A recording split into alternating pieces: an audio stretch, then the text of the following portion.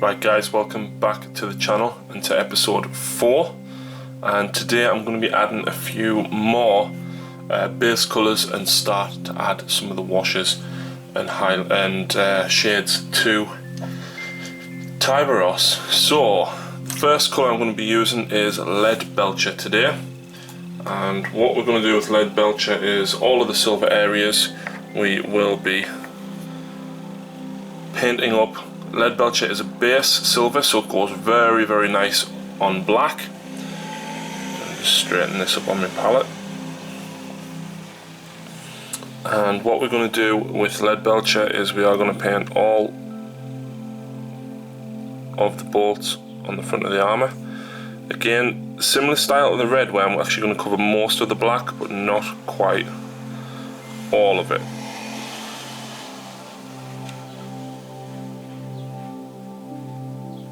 You have to forgive the cars driving past. Although it is raining outside, it is very, very stuffy.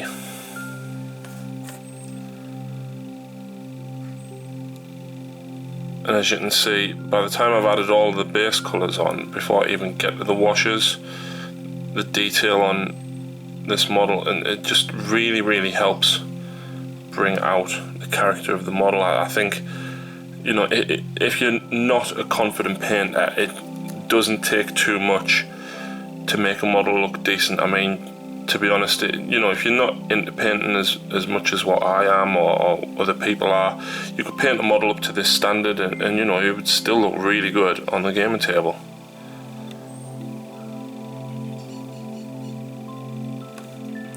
But I want to go just that little bit further and really make them kind of wow and pop out on the table.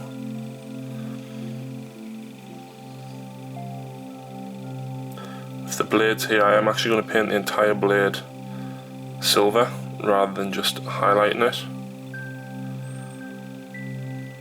and we'll see why when we get to that point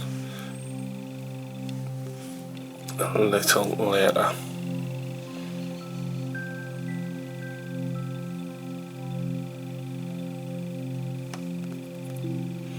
To be honest, I feel like I haven't actually spent that much time on this model. It'd be interesting to see at the end of my videos what the timings are like, to see how long I've actually spent painting them up. I think what I'll do is, when I come to the final one where I'm gluing them on his base, I'll add all the times up and see how long it has actually taken me. I mean, I know I've done a couple of different tutorials, like the speed painting of the blood crushers, but with the blood angels I like to go a little bit more neater, cleaner and detailed, whereas the demonkin, that's the entire style of the army that I've gone for. It's very kind of rough, battered and chaosy. I have been painting a few more of the demonkin up, so I don't know what order these videos are going to go up. I'm going to do another demonkin progress video. Right, with the pipes here, I'm actually going to do this quite thick. I'm not going to paint it entirely. I am going to leave the crevices. I'm not going to deliberately make sure I fill the crevices between each of the lines here, but if I happen to leave a little bit, then great. I'm not going to backtrack just to fill in, you know, the tiny gaps. I think you can see just a couple there where it's a little bit darker between each line. I'm just going to leave that.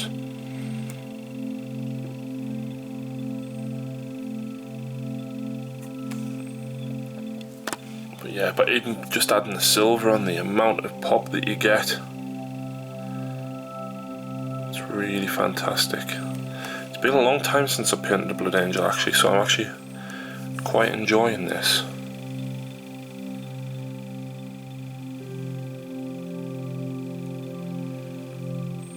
I think when he's done, I definitely need to get him on the field with the Blood Angels for sure.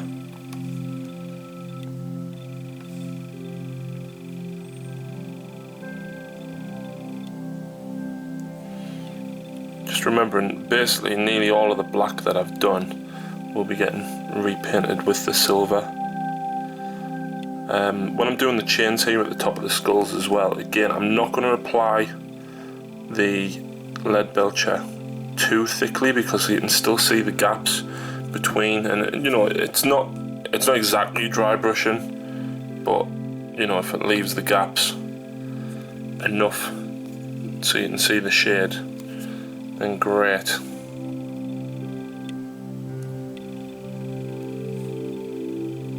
And I'm getting the second lamp set up today, so hopefully the lighting is better than it has previously. I've got a light on the left and the right hand side this time, so apologies about the last two videos if the lighting wasn't quite up to scratch. Like I said, I'm just literally getting the LED one, and I was just trying it out, and it's a case of trial and error, but I'm quite happy with the setup. I've got a reasonable amount of space still, but painting with the camera between your legs is a little bit difficult,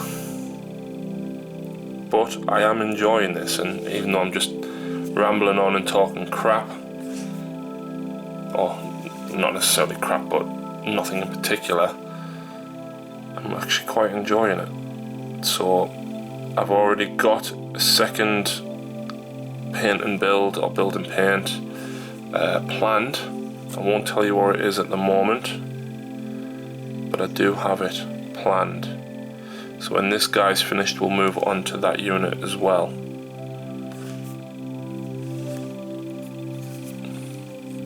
It won't be Blood Angels though, it will be something totally different to Blood Angels. I do have a number of things left that are actually still unbuilt in my collection. I say a number of things, I've got about 5 or 6 units that are still unbuilt. But I've got some terrain and stuff that I need to paint. It's already built though, as I got that second hand, but we might do that as well.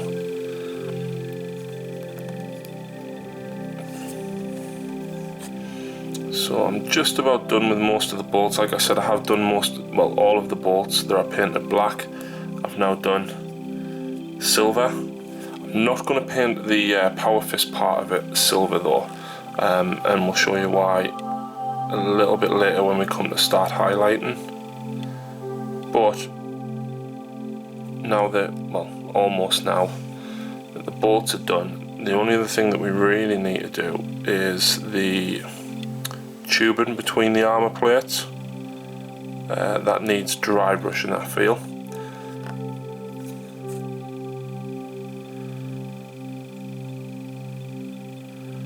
So we'll get round to that in a few moments.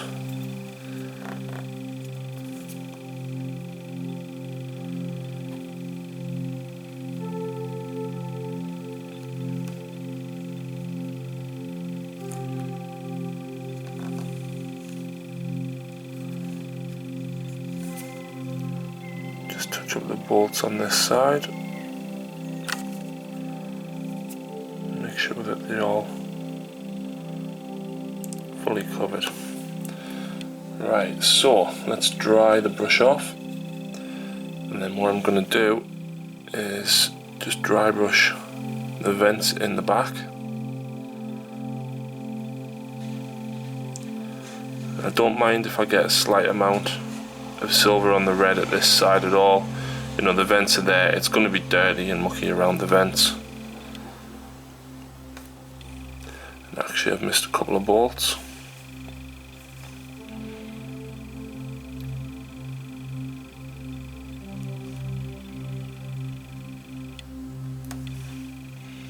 There we go. And back to a little dry brush for the vents. Got very, very little silver on the brush at this point.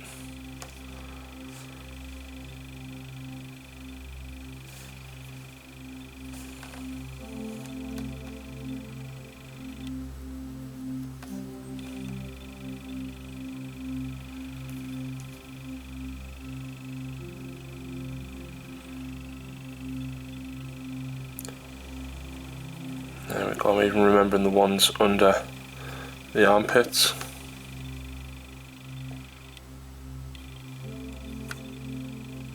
And the vent in his face there. I think the only other one that I'm going to do silver is probably a little bit on the lightning claws there.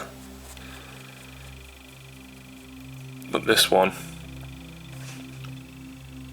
I'm going to apply a little bit more dry brush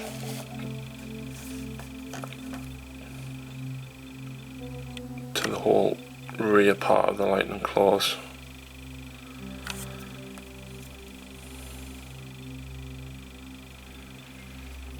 And then the same here. And actually I've just spotted a couple of more bolts that I need to tidy up as well.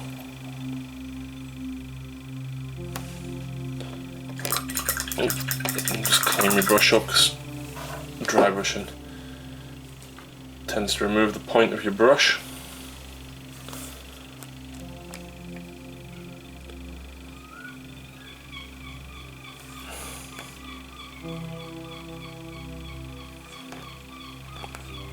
Lovely, some seagulls swarming around somewhere outside.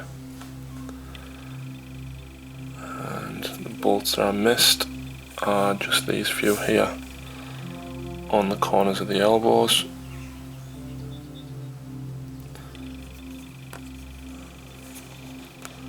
I missed that bit there as well.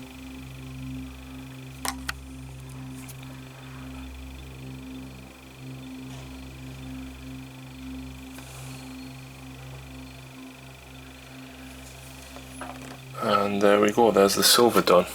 So we'll move on to the next colour. The next colour I'm going to use is Balthazar Gold. There's very, very little gold on this one. Literally 2 bits that I'm going to do. But it's still there and it's still a base colour. And you'll see, this, I don't know how other people paint, but I tend to add the second darkest colour.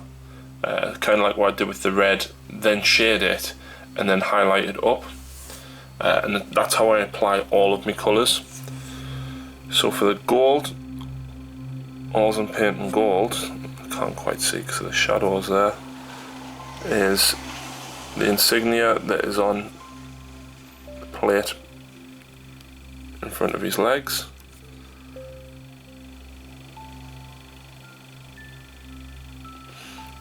And I'm going to do the lightning piece across his chest.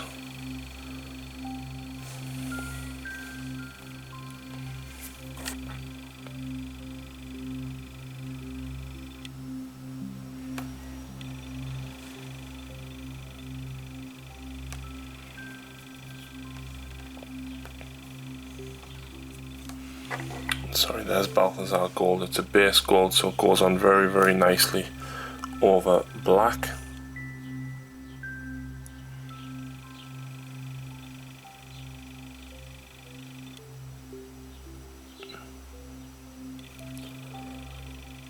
And there we go, that's it for the gold.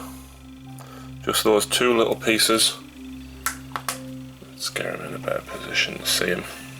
There we go. So he's looking nice so far. The next one, I've actually run out of, I think it was a Shabti bone. I normally paint this up first, but I've actually run out of it. So I'm going to have to do this a little bit different to how I normally do it for the skulls, but I'm going to be using Screaming Skull, and I'm going to apply quite a decent, I say decent, very thickish dry brush to the skulls.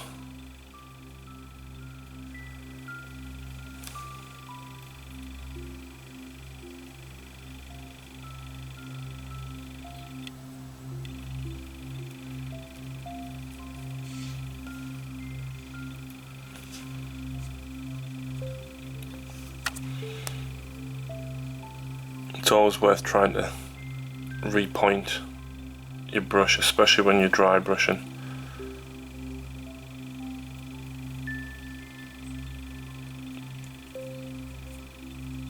If you're doing a full model, I mean, yeah, you probably don't need it, but because I'm going quite fine here, I would rather repoint the brush from time to time. And plus, like I said, I am being quite generous. It's not exactly dry brushing that I'm doing, it's lightly painting, I suppose, kind of like what I did with the silver. So as you can see, there's still bits of black in the eye sockets and in the crevices of the skulls. So it's not a case of painting the entire thing, it's to mainly just painting the really high raised surfaces.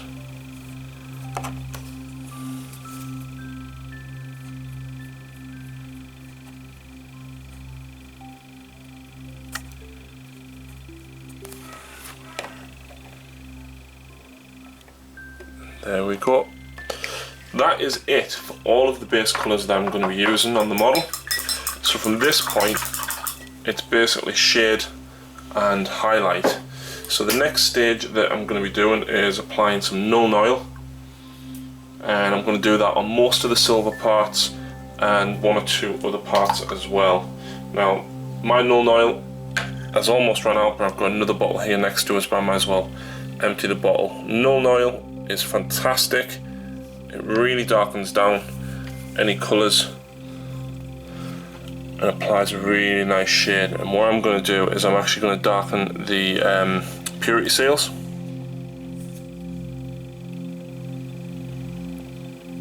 And don't want too much on the purity seals because it does tend to pool a lot in there, but you want enough on there that it is going to darken the green down. I'm then going to apply some to the chains there,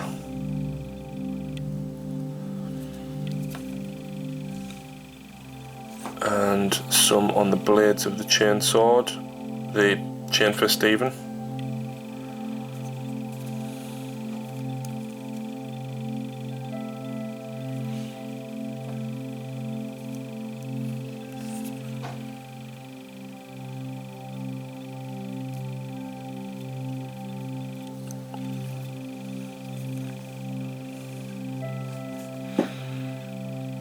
Put a little bit more on them chains, make sure it really pops out. I'm then going to apply it to the silver here, and this will help just tone down the silver so that it's not as bright and in your face, despite lead belcher being quite a dark silver. Just want to make sure that it's toned down nicely. You can add a little bit to where you've done a bit of dry brushing as well, just to kind of dull it down.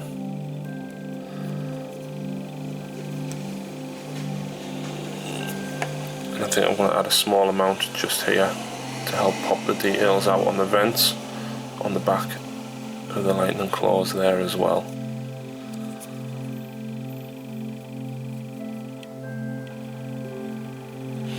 And finally, a lot of people may do this differently. I like my skulls to be dark rather than like a fleshy colour, so I'm actually going to put Nuln Oil on the skulls. And again, this will help darken down the Screaming Skull. Like I said, I would normally use a sharp T-bone first, but we'll just have to go a little bit lighter than what I perhaps normally would with these. As you can see there, the Nuln Oil seeping into the crevices, purity seals there. So actually I need to apply some to the gold. Nuln Oil also dulls down the Balthazar gold quite nicely,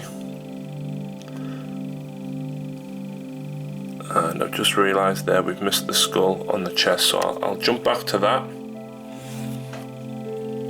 And then the only other colour that we're going to use is some Seraphim Sepia just on the purity seals there, but let's get that skull done in the middle first. Oops. Getting used to painting with two lights on either side of his here, and like I said earlier, I've got massive hands. It can be an inconvenience sometimes, but you learn to live with it. The world is not built for people that are 6'8", unfortunately. So again, it's not exactly a dry brush that I'm doing, but quite generously painting raised surface.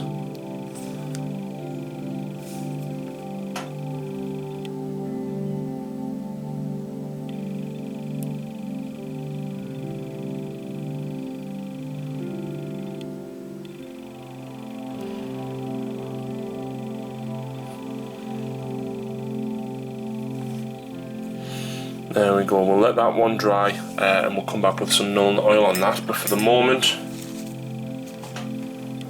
I just need to grab the sepia.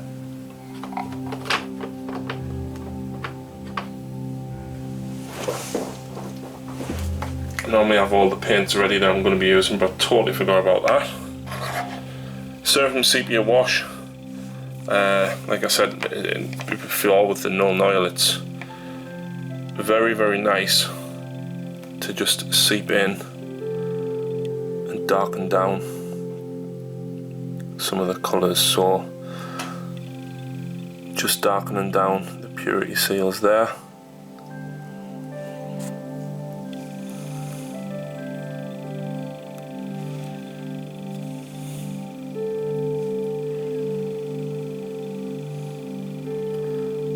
And seeps into all the crevices and cracks.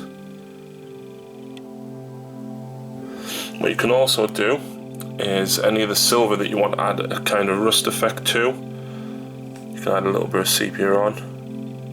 So just put a tiny amount on the pipes there, just to show a little bit more wear and tear. And you can do it, for example, in some of the vents here, and just kind of stains the silver a little bit.